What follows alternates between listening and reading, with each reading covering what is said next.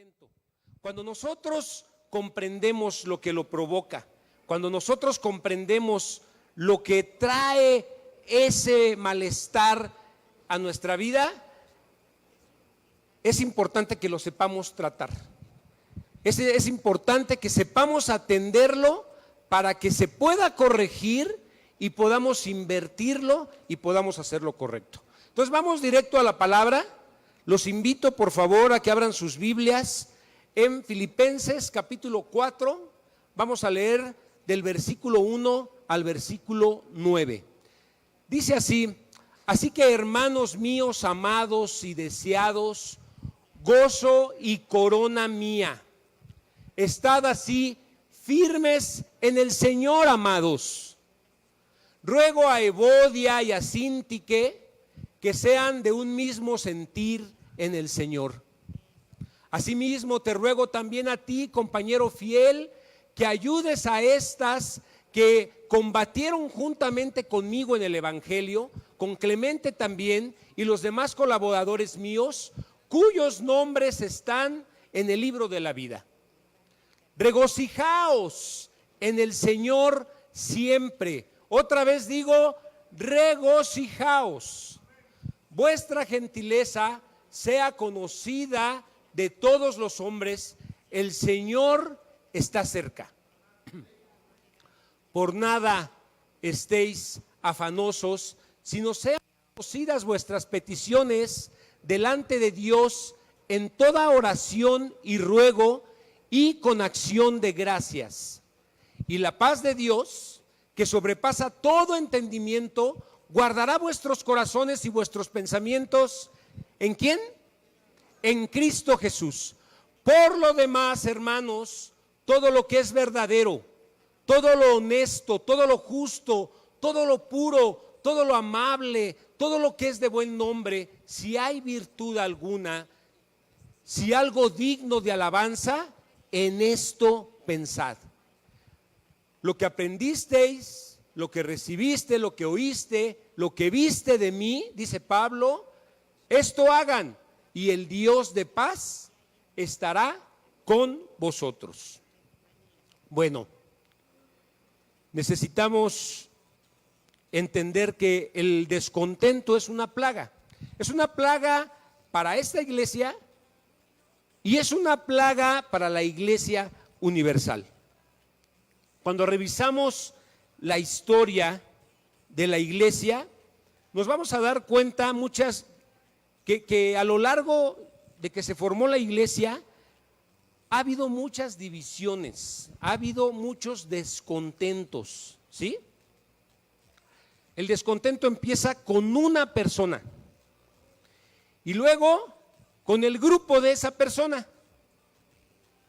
Y lo que viene después, si no lo atendemos y si no lo corregimos, lo que viene después es la división. En 32 años que tiene esta congregación, desafortunadamente ha habido divisiones, motivo del descontento. Se ha fracturado la iglesia por una mala actitud. Empieza esa plaga en el corazón de alguien y empieza a invadir a los demás y trae fractura, trae rompimiento.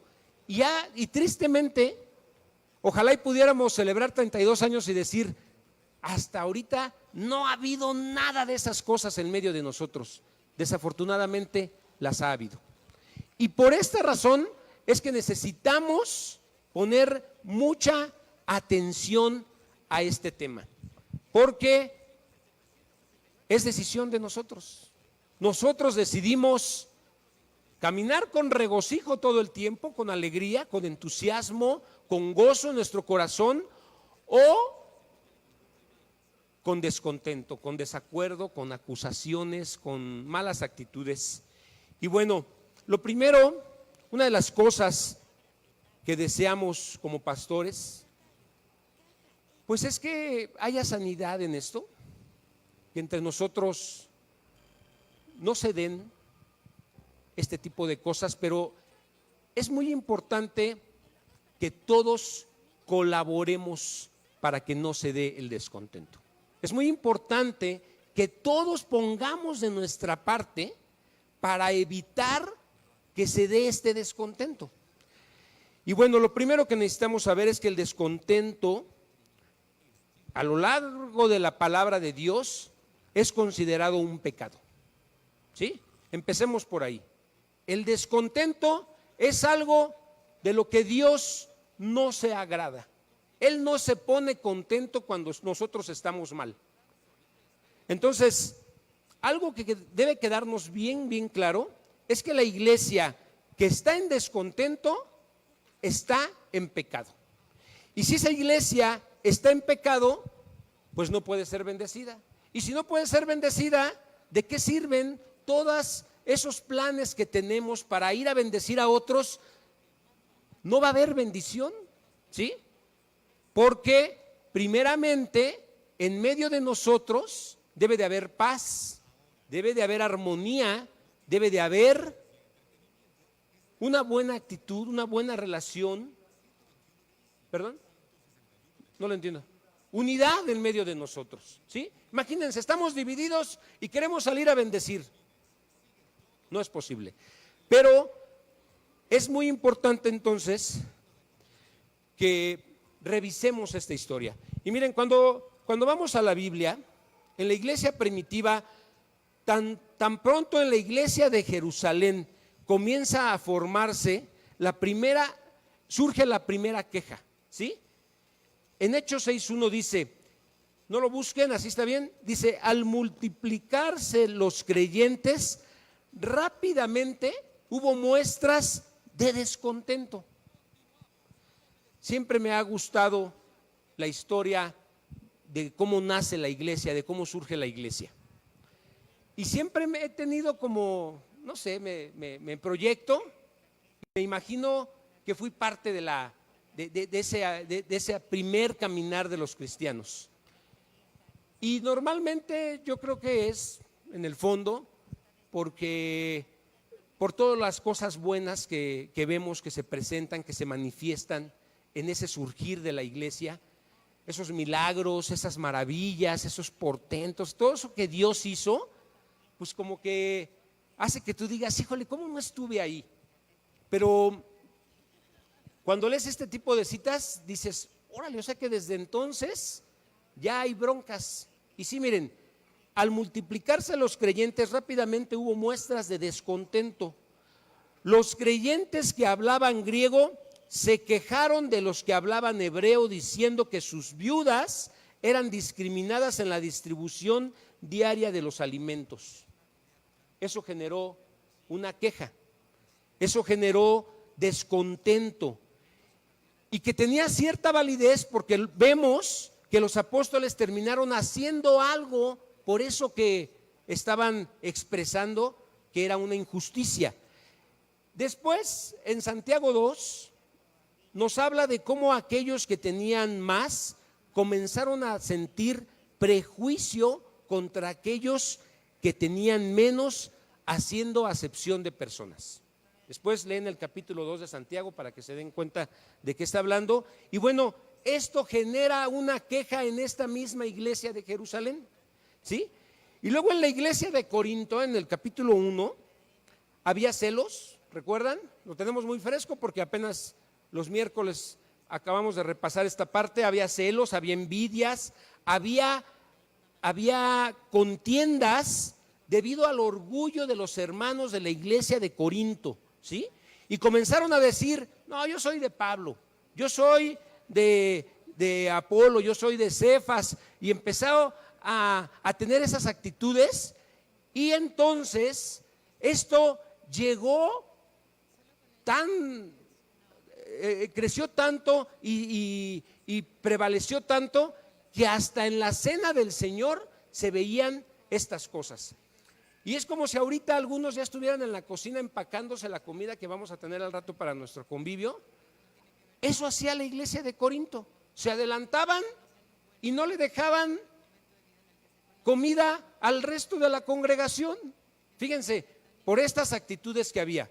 Entonces, lo que vemos aquí en Filipo, que es la iglesia que recibe esta carta de nuestro hermano Pablo, dice que hay un problema entre dos hermanas que están en conflicto, Evodia y Síntique.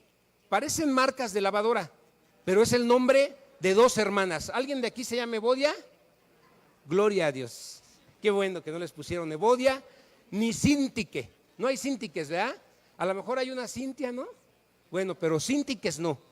Entonces, Pablo les está escribiendo y le está rogando que estén en armonía, ¿sí? No nos deja saber cuál es el problema. No nos dice, no vemos en el texto qué fue lo que provocó que Evodia y Síntique estuvieran mal. Probablemente Evodia se burló del nombre de Síntique. Le ha de haber dicho: ahí está nombrecito, Síntique, ¿eh? Ahí te encargo. ¿Cómo te decimos? ¿Cintio? Y Evodia se peinó y dijo: ay, tú lo tendrás muy chulo, Evodia. No sé, no sabemos la razón. ¿Hay quienes se puedan molestar por el nombre que tienen? Sí. Voy a balconear a mi mami, siempre, pobre de mi mamá. Si escuchara estas predicaciones no se convertiría. Pero bueno, mi mamá tiene un nombre fuertecito, se llama Leobarda. Gloria a Dios. Si tú le dices así de entradita, si ya la conoces, si llegas y le dices: señora Leobarda, todavía le llega a sus 85 años. Todavía siente cosa por ese nombre. Pero si le dices: señora Leo, te sonríe. Sí, dime. Entonces, independientemente de cuál sea la congregación, con frecuencia nos vamos a enfrentar con malas actitudes en medio de la congregación, constantemente. Espero que no sea el caso del día de hoy, que vamos a tener alimentos y que vamos a compartir los que trajimos con todo el amor y con toda la gracia que nos caracteriza, pero normalmente surgen las quejas en los miembros de la iglesia, ¿sí? Y nosotros tenemos que recordar que las quejas ocasionalmente son justificadas, ocasionalmente, ¿eh? Y déjenme remarcarlo, porque la mayoría de las veces las personas que tienen una mala actitud y se están quejando es porque se han alejado de los propósitos de Dios y por eso ya no lo ven con tanto agrado. Ya hay molestia, ya hay enfado, ya hay reclamo, ya las cosas pueden pintar de una manera diferente. Entonces, cuando hay una situación aquí, así de este tipo, lo importante es que vayamos a la raíz del problema, ¿sí? No podemos estar dando mejoralitos para que esto se corrija. Necesitamos ir a la raíz del problema. El asunto es que ¿por qué algunos este tipo de cosas no son tan importantes? Puede ser que para los de este lado, si surge un problema, algunos ni cuenta se den. Otros lo oyen y dicen, pero puede ser para los del centro que la misma situación, la misma queja, el mismo problema sea algo así que digas: no, ya no me calienta ni el sol, ahora sí se mancharon. Y entonces, ¿qué es lo que hace que sea tan diferente en unos como en otros? ¿Qué creen que sea lo que hace que un problema que se suscita dentro del medio de nosotros se haga tan grande o otros lo vean tan chico? Es el orgullo, mi hermana. No traigo chocolate si no te daba uno. Pero efectivamente, el orgullo que hay en nosotros es lo que hace que las cosas las veamos de una manera más chica o más grande. O sea que hay tamaños de orgullo.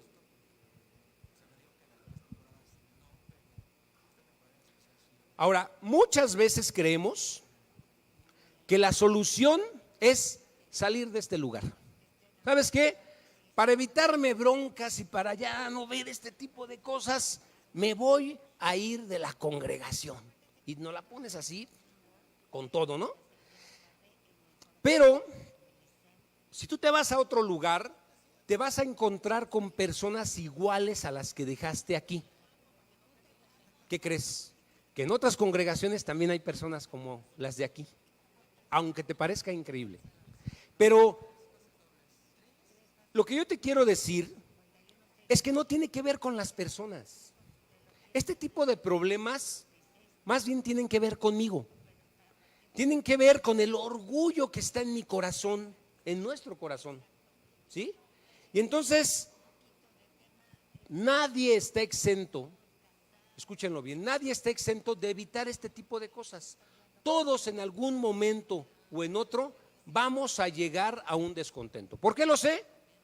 Porque yo mismo ya he tenido que lidiar con algunas cosas que descuidé y que me provocaron molestia y que tuve que quejarme. Yo he estado de ese lado, ¿sí? Y desde ahí se ven muchas cosas, muchos errores, pero también desde aquí también se ven muchas cosas. Entonces uno puede quejarse, uno puede decir, pero necesitamos entender que el problema no es,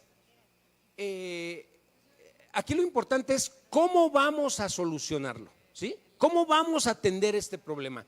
Entonces, miren, el apóstol Pablo lo que escribe en esta carta es algo muy bonito, a mí me gustó mucho, y el apóstol Pablo se ha ganado el derecho, déjenme decirlo así, se ha ganado el derecho de hablarnos de cómo curar y de cómo atender el descontento.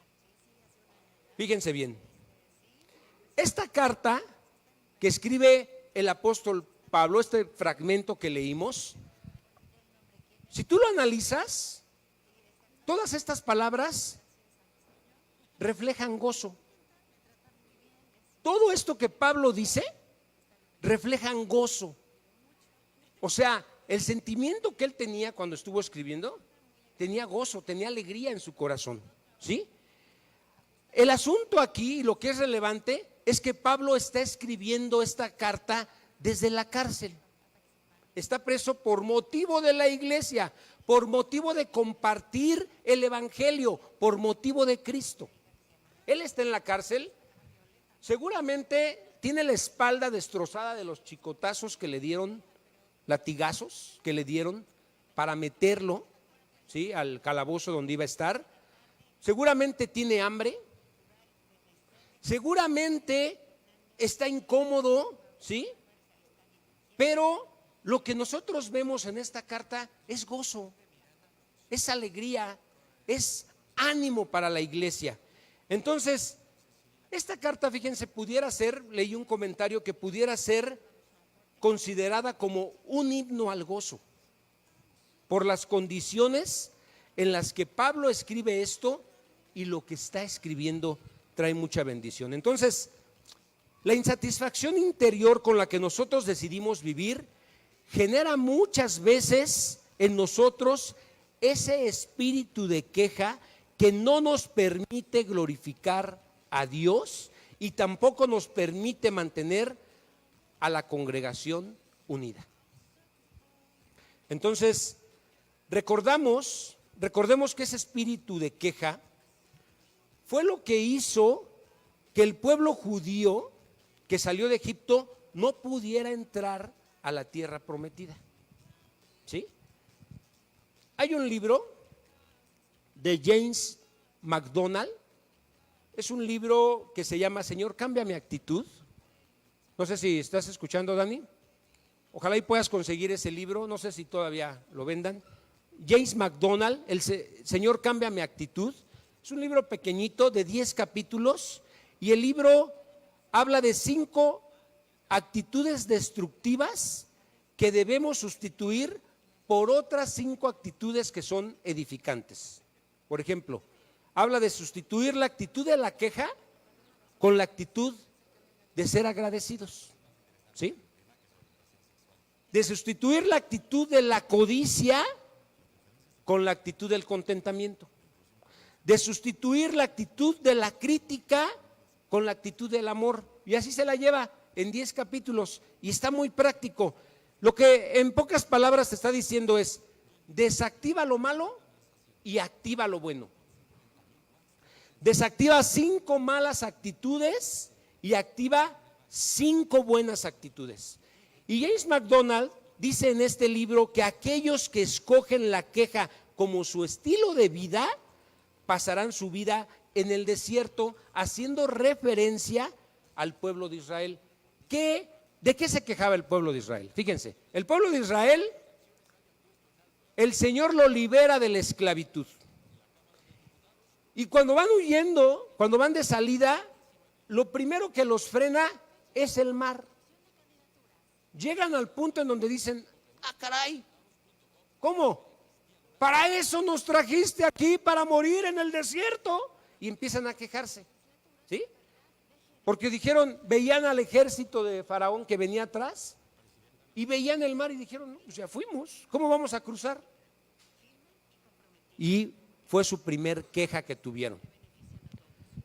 El Señor, conocen la historia, hace un milagro, abre el mar, pasan en seco, cruzan del otro lado, destruye al ejército de Faraón. ¿Y qué sucede después? Andando en el desierto se vuelven a quejar. ¿Y ahora de qué fue la queja? No hay comida. ¿Había comida o no había comida? Sí había comida, pero no les gustaba el maná que el Señor les mandaba del cielo. Ellos decían: en Egipto teníamos carne, teníamos cebollas, teníamos ajos, ¿sí? Y aquí puro maná. Y se molestaban. Había descontento en su corazón por la comida.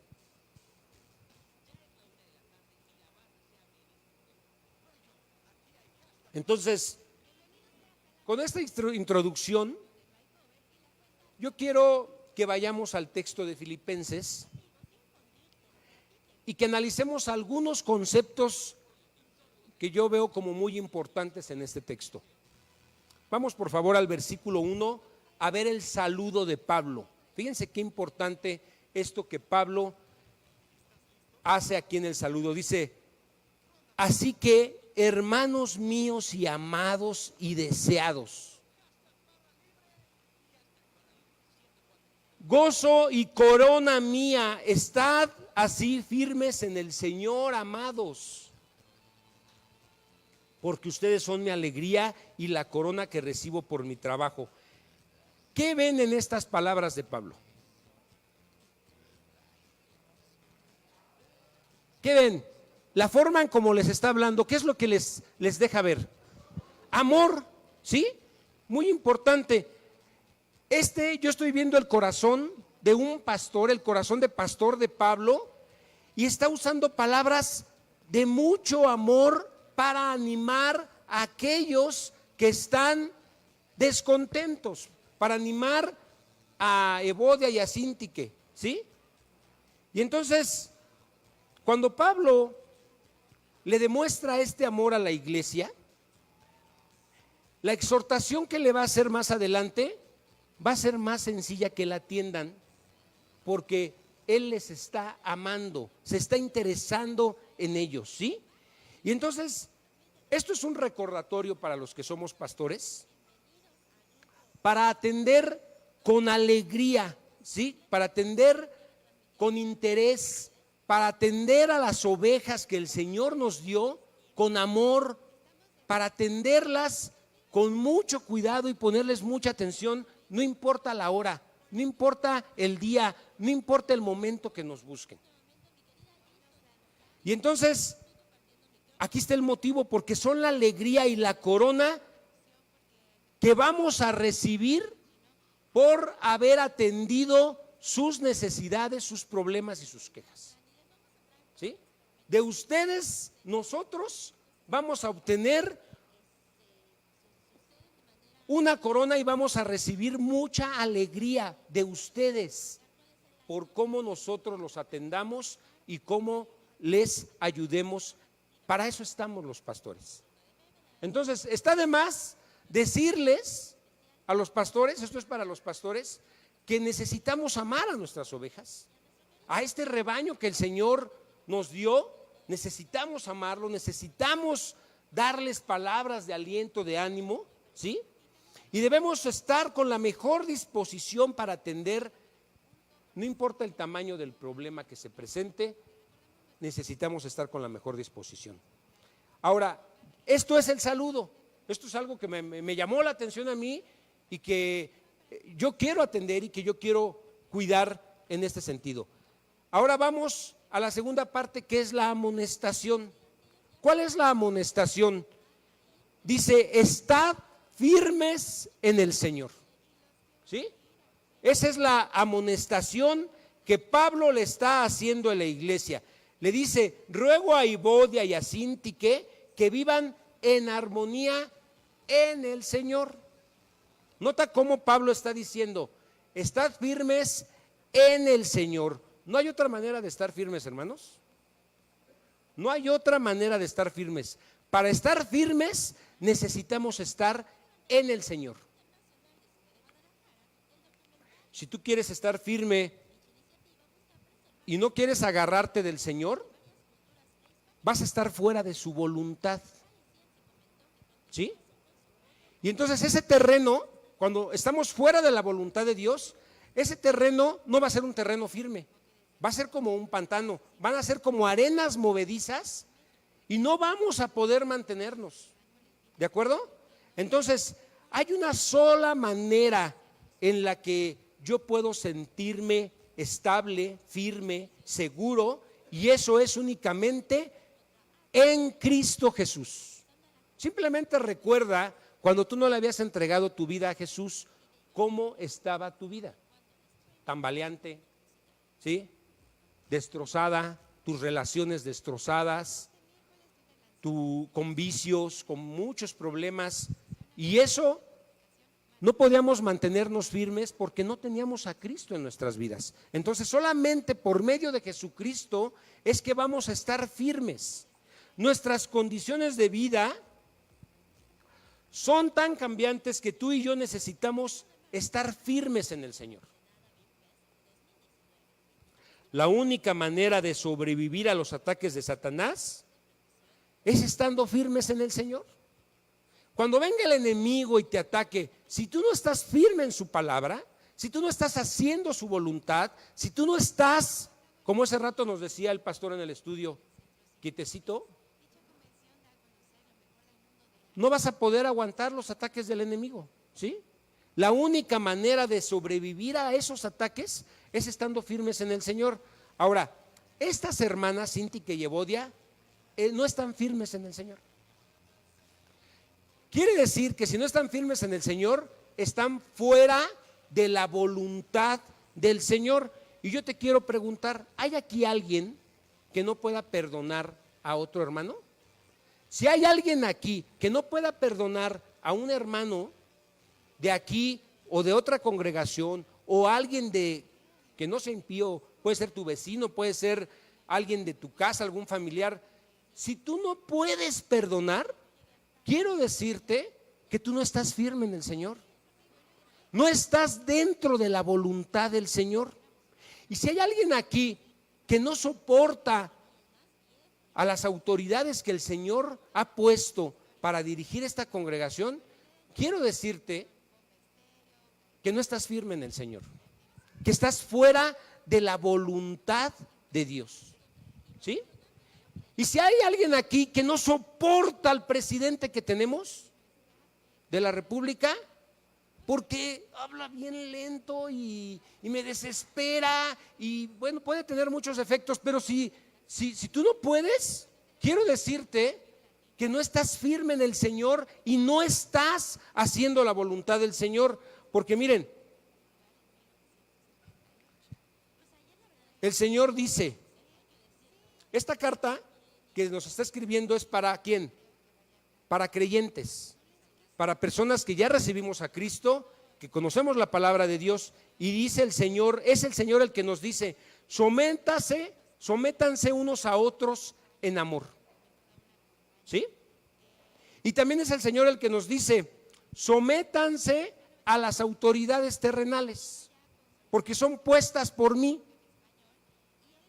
Entonces, si yo no puedo hacer eso, entonces no estoy firme en el Señor y estoy fuera de la voluntad de Dios. Entonces, la condición de estar firmes depende de que vivamos en armonía unos con otros. Depende de que andemos en la palabra, de que caminemos en obediencia a Dios. ¿Dicen amén a esto, hermanos? Gloria a Dios. Por eso quería presentarles, para que prestáramos atención, lo que era el saludo, la amonestación, y en tercer lugar, quiero que vean la apelación. Pablo está apelando a un tercero para que ayude a estas dos hermanas a estar bien. Fíjense lo que dice el versículo 3, por favor. Asimismo, te ruego también a ti, compañero fiel, que ayudes a estas que combatieron juntamente conmigo en el Evangelio. Quiere decir que fueron personas que salieron a compartir el Evangelio. Mucha gente se convirtió por el mensaje que le dio Evodia y Síntique, ¿sí? Con Clemente también y los demás colaboradores míos, cuyos nombres están en el libro de la vida. Son personas que estuvieron trabajando a favor del Evangelio y que ahora, por situaciones de la carne, porque ese es el problema, por estar fuera de la voluntad del Señor, por no estar firmes en el Señor, ahora Pablo les está diciendo, está recurriendo a un tercero para que él pueda intervenir, ¿sí? Y pueda ayudarles a estas dos a estar bien. Entonces, aquí hay algo muy interesante. Pablo está apelando a un fiel compañero y le ruega, le está diciendo que haga lo indecible para que pueda unir a estas dos mujeres. Esa es la actitud que debemos de tener como iglesia. Es una labor de todos, hermanos, ¿sí?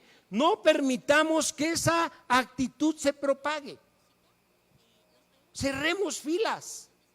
Cuando tú escuches a alguien que viene, se queja y empieza a sacar sus ondas, ayúdala, pero ayúdala bien.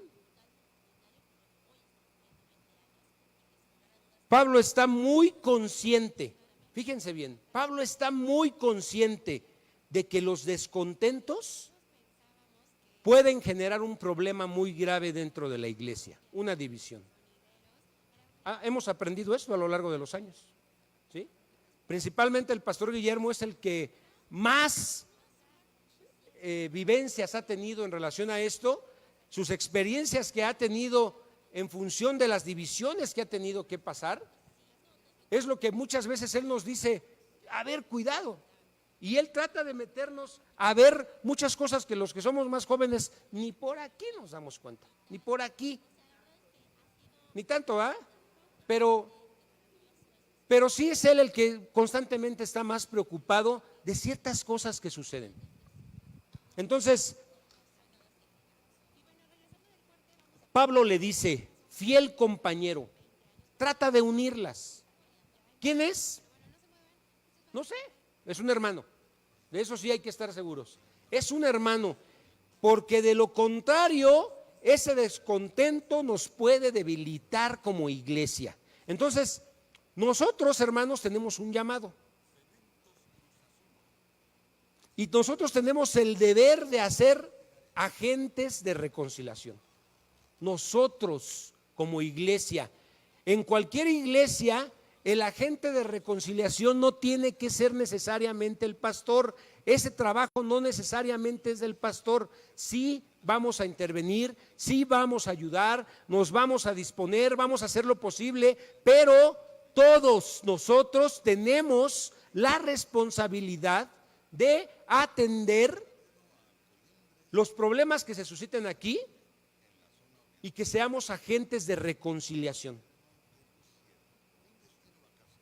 La persona que más se haya ganado la amistad de alguien, esa es la que puede intervenir. No anden metiéndose, no se enchile todos los moles, ¿sí? estamos viendo un problema, yo ni siquiera le hablaba a esa hermana y ahí voy. No, mira, hazle así, asado, espérame tantito. ¿Quién puede intervenir? Bueno, aquella persona cercana a esa que está padeciendo el problema es la que puede intervenir y es la que puede en algún momento decirle, hermanita, mira, yo te animo a que perdones. Yo te animo a que te reconcilies y a que dejes este asunto por la paz, por el amor, por Cristo, por la iglesia. ¿Creen que sea importante esto? Es muy importante, muy importante. Entonces, cada uno de nosotros tenemos un llamado universal y local para que en cualquier momento de que te enteres de dos hermanos que se están quejando, que están en descontento, en desacuerdo, que están mal, tú puedas intervenir para que puedan estar perfectamente bien. Y miren, yo ayer le platicaba a las mujeres de un caso, cuando yo vivía allá en Toluca, había dos vecinitas que empezaron, una chulada de vecinas, puro amor destilaba de ellas. Era todos los días se veían, todos los días hacían cosas juntas, veían la novela juntas casi. Y era una cosa muy evidente, todos nos dábamos cuenta que querían echarle ganas para pasarla bien, ¿no? Porque la verdad es que eso era el motivo inicial. Pero al poquito tiempo los chamacos empezaron a pelearse. Una vez saliendo de la escuela, los dos niños se agarraron a la salida. Y estaban las mamás, ¿y qué creen? Intervinieron. Y entonces las que se desgreñaron fueron las mamás. Fíjense qué triste, ¿eh? Pero eso no quedó así. El esposo de una de ellas trabajaba en el gobierno y entonces vio la manera de aventarle un judicial para que llegara con su carro y le diera un levantón al esposo y un sustote. Y entonces esto empezó a crecer y el grupo de una, ahí en la cerrada donde vivíamos, como 40 casas, ya estaba muy mal con el grupo de la otra. Y eran dos bandos y yo estaba en medio y yo le hablaba muy bien a los dos. Sin problema yo los saludaba, me quedaba a platicar con uno y me pasaba y me quedaba a platicar con el otro. Y entonces yo sentí de parte de Dios, por lo que he aprendido de la palabra, que tenía que intervenir. Y entonces me acerqué con uno de ellos que se llama César y le dije, mira César, yo quiero decirte algo. Él me escuchaba más a mí que la otra. Y entonces le dije, mira, tú tienes hijos y tus hijos están viendo cómo estás manejando este problema y están aprendiendo de lo que tú estás haciendo. Y lo que yo veo es que solamente están haciendo más grande el problema, se están desquitando. ¿Por qué no buscas una solución? A ver, platícame, como, ¿qué podría haber? Y me dijo, pues yo tengo una casa allá del otro extremo de Toluca. Oye, renta esta y vete para allá. Olvídate de este asunto, perdona. Ya no sigas con esto, mira, las cosas van a llegar a más. ¿Qué quieres? ¿Que al rato te tiren un plomazo? El esposo de esta mujer es bien tremendo. Y bueno, para no hacerles el cuento largo, me escuchó. Y se fue. Y después me decía, no sabes cuánto te agradezco que me hayas dado ese consejo. Y estaba mejor conmigo.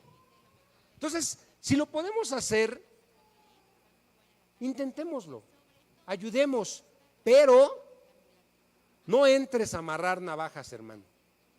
No entres a calentar más los ánimos. No entres a calentar la cabeza, porque allá había unos que decían, no te preocupes, mira, conseguimos un abogado, mi tío es abogado y vamos y le armamos una y que no sé qué. ¿Para qué actuar así? Y en medio de la iglesia, ¿vamos a actuar así? ¿Vamos a caminar así? Pues claro que no, porque somos uno en Cristo y nosotros somos responsables de mantener la unidad, de mantener la comunión, de ser reconciliadores, pacificadores. sobre todo aquí.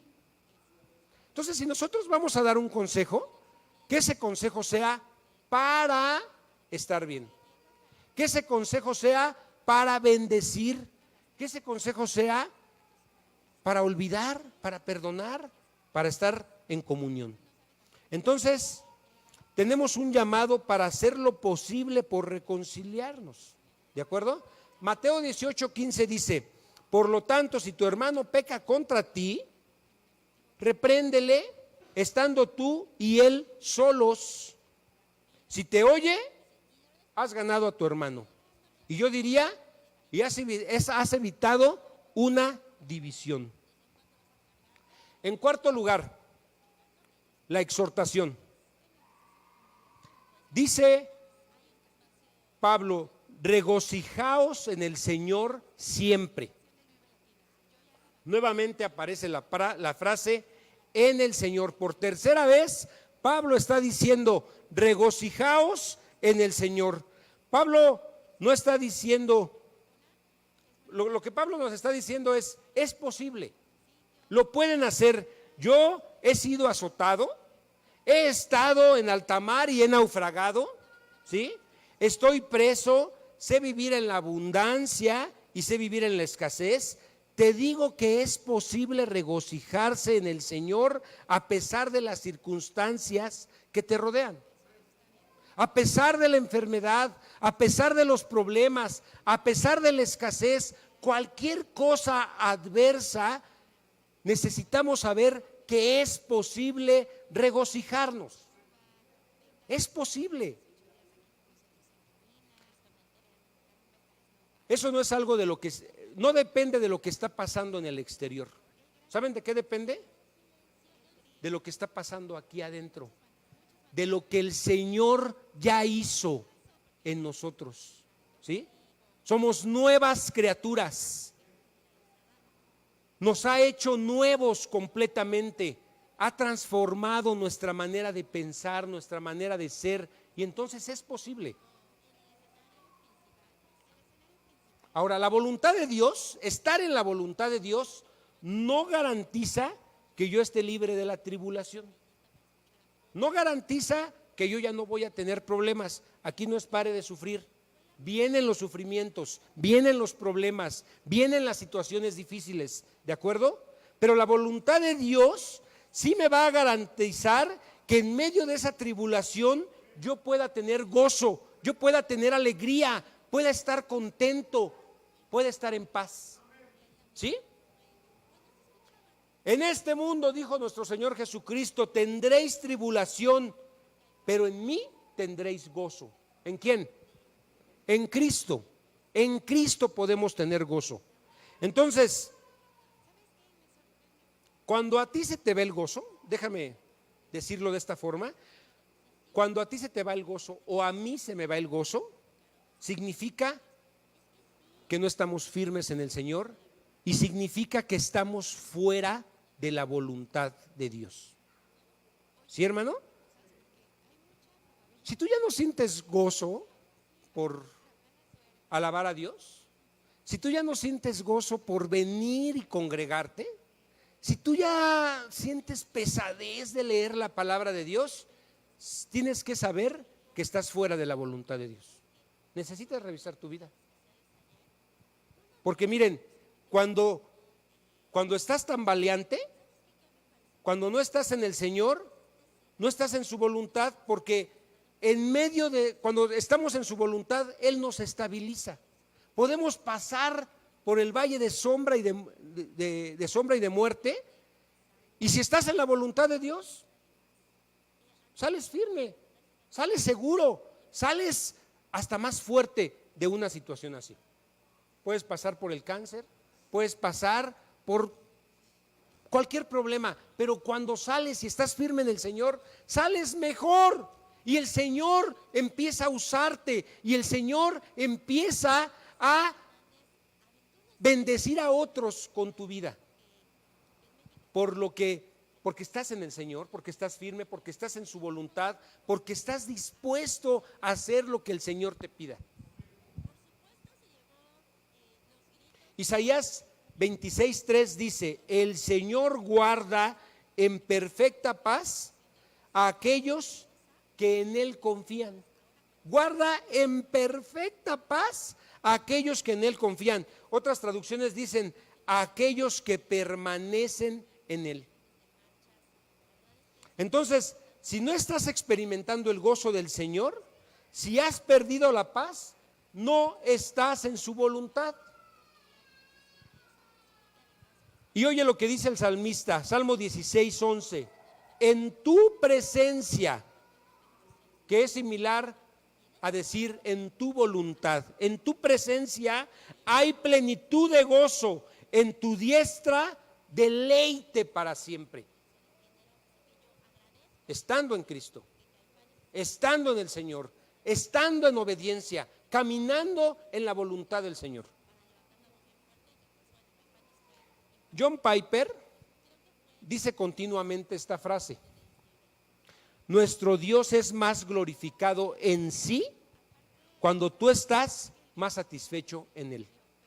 Para los que anotan, la voy a volver a repetir. Dice: nuestro Dios es más glorificado en sí cuando tú estás más satisfecho en Él. ¿Te das cuenta de qué se trata? Cuando estamos satisfechos en Cristo, cuando no necesitamos de nada ni de nadie, sino solamente Cristo es suficiente en nosotros, es cuando Dios es más glorificado. ¿Sí? Si tú estás esperando un cambio de trabajo para estar mejor, para estar feliz, ¿qué crees? No estás en la voluntad de Dios. Si estás esperando un cambio de pastores para ya poder servir como debe de ser, pues no estás en la voluntad de Dios, hermano. Si tú estás esperando un cambio de iglesia para poder ya despuntar y salir adelante, ¿qué crees, hermanito, hermanita? No estás en la voluntad de Dios, no estás firme en el Señor. Si tú estás esperando un cambio de suegra, no, pues ya estás completamente mal, ¿sí? Por favor. Estamos fuera de la voluntad de Dios si no estamos agradándole a Dios, si no estamos contentos nosotros. Si no estamos contentos nosotros, tampoco estamos agradando a Dios. Entonces, Dios nos dice: yo soy tu deleite. ¿Es tu deleite el Señor? ¿Es tu deleite el Señor? Yo soy tu satisfacción, tu gozo, quien levanta tu cabeza, ¿sí? Quien te fortalece, quien te ayuda, quien enjuaga tus lágrimas. No importa por dónde estés pasando, si tú estás en Cristo, estás bien, estás firme, sigue adelante, vas bien, ánimo, ese es el camino. Jesucristo es el camino, la verdad y la vida. Entonces, en quinto lugar, quiero que veamos la invitación que nos hace Pablo. En el versículo 6 dice: por nada estéis afanosos, sino sean conocidas vuestras peticiones delante de Dios en toda oración y ruego y con acción de gracias. Por nada estéis afanosos. Mire, hay tres cosas que tenemos que considerar aquí.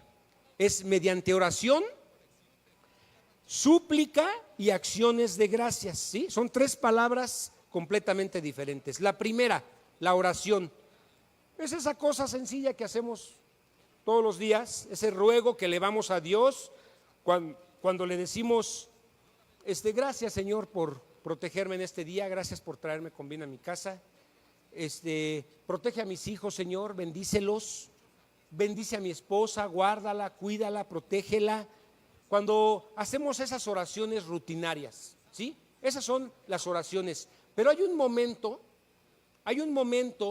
que empieza a ponerse más ruda la situación, ¿sí? Empieza a arreciar la cosa y entonces la batalla se vuelve más fuerte. ¿Y qué es lo que tenemos que hacer? Entonces ya no vamos a hacer esas oraciones así sencillas, sino que vamos a postrarnos, vamos a buscar suplicarle a Dios. ¿Cuál es la diferencia? Bueno, es la intensidad de tu oración, ¿sí? La frecuencia de tus oraciones. Quizá ya la estás acompañando con ayuno porque amerita, porque es necesario, ¿sí? El tiempo de tu oración son oraciones extensas para conflictos y situaciones extensas, ¿sí? Y en tercer lugar, no es suficiente solo orar y suplicar si no está acompañado de acciones de gracias. Y el miércoles terminaba el pastor Guillermo con el estudio de segunda de Corintios y decía esto, y ya no hubo tiempo de poder mencionar esto, pero bueno, lo traía ya preparado para este día. Y las acciones de gracias no son palabras de gracia. Bueno, así lo veo yo, no quiero contradecir.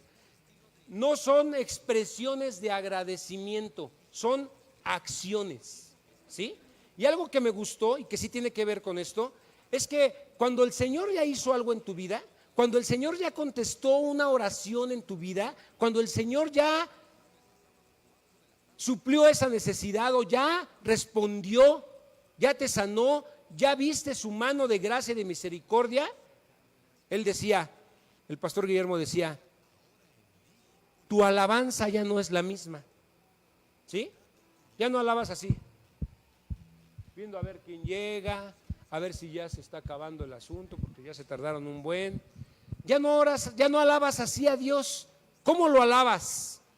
Estás concentrado, no te quieres distraer con nada, estás pensando en eso que el Señor hizo. Esas son acciones. Estás de una manera distinta, con una actitud diferente por eso que el Señor hizo. Tú vas a alabar a Dios de una manera diferente a como lo hacías cuando no conocías ni siquiera a Cristo, ¿sí? Los que estamos aquí, los que hemos pasado por una situación difícil, los que hemos pasado por un hospital, los que estuvimos a punto de la muerte, vamos a ser muy malagradecidos si solamente venimos a este lugar a alabar así sin ganas y sin fuerzas. Cuando tú has tenido la respuesta del Señor, vas a alabar al Señor con todo tu corazón. Entonces las acciones de gracias son un estilo de vida. Tú vas a empezar a caminar de una manera diferente. ¿Por qué? Porque ya viste a ese Dios vivo hablando a tu corazón. Ya viste a ese Dios vivo cómo restauró tu matrimonio. Ya viste el poder de Dios derramado en tu vida. ¿Sí, hermanos?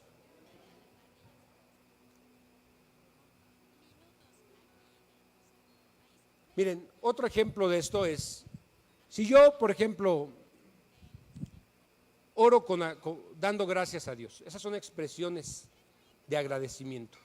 Y yo le digo al Señor, gracias Señor por los alimentos que vas a tener el día de hoy para nosotros. Gracias porque sabemos que tú suples todas nuestras necesidades. Gracias Señor porque yo reconozco que es gracias a ti que tengo lo que tengo.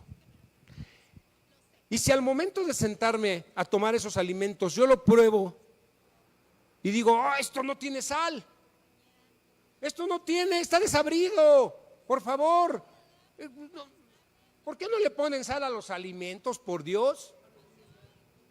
¿Saben qué son? Son palabras de agradecimiento con acciones de ingratitud. ¿Sí lo ven? ¿Se dan cuenta cómo cambia? Entonces, solo fueron palabras de gracias acompañadas de ingratitud. Necesitamos oraciones, súplicas, acciones de gracias. Y esto último, como yo les decía, es un estilo de vida, es una forma de caminar todos los días. Es una forma de expresarle a Dios que estoy agradecido con Él por todos sus favores, por todas sus misericordias, por haberme rescatado de la muerte, por haberme librado en el hospital, por haberme ayudado, por haberme bendecido. La gratitud en la presencia de Dios es el antídoto para las murmuraciones, para los celos, para las envidias, para el egoísmo y para cada una de las acciones que producen descontento. Es el antídoto, es la vacuna, es la cura. ¿Sí, hermanos? Si estás agradecido porque el Señor te sanó, ahorita dieron 10 nombres, pero todos hemos experimentado cosas fuertes que el Señor ha hecho en nuestras vidas. Si tú estás agradecido con el Señor, cuando vengan esas cosas, esas miniedades, esas tonterías por las cuales a veces nos molestamos, ¿saben qué vamos a hacer? Las vamos a pasar por alto. Vamos a estar dispuestos a no darle importancia. Y dice el versículo 7, y la paz de Dios que sobrepasa todo entendimiento, guardará vuestros corazones y vuestros pensamientos en Cristo Jesús. ¿Sí? La paz de Dios es la que va a guardar. Esa paz es el resultado de estar firme, de estar en armonía, de estar con Dios, de estar bien con los demás. Estoy por terminar.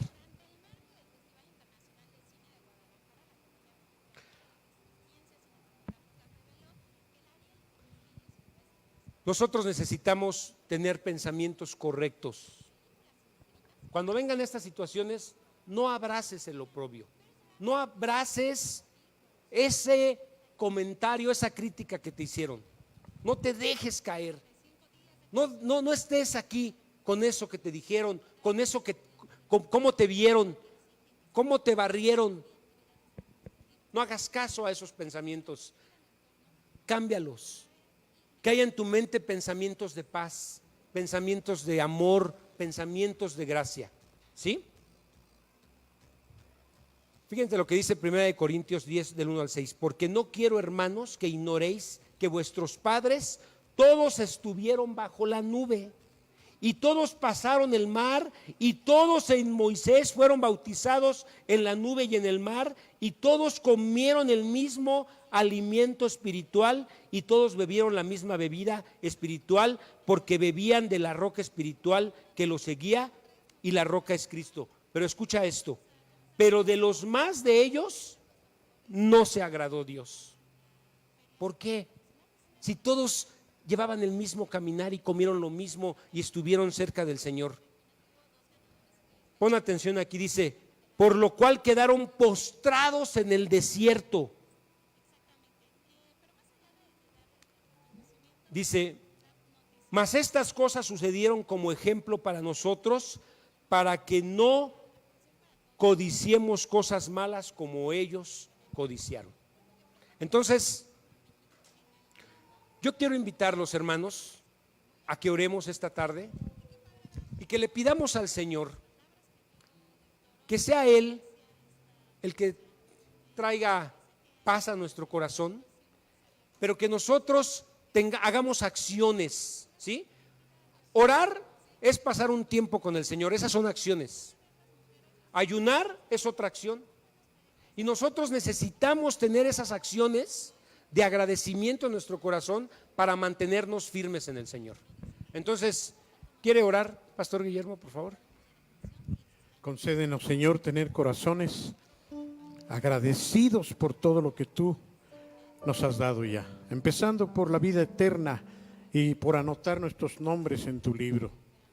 Padre, tenemos muchas más razones para estar alegres y contentos, a pesar de todas las circunstancias adversas en la vida.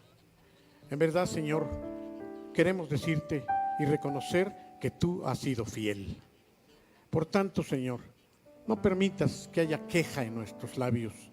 No permitas que seamos de mal ejemplo a los nuestros cuando tú nos has dado tantas cosas, Señor. Concédenos ser hijos tuyos que unan, que estén dispuestos a apagar las críticas, dispuestos a acallar las divisiones. Danos corazones agradecidos, que estemos siempre contentos porque has hecho mucho más de lo que nosotros merecíamos. En el nombre precioso de Jesucristo, Señor.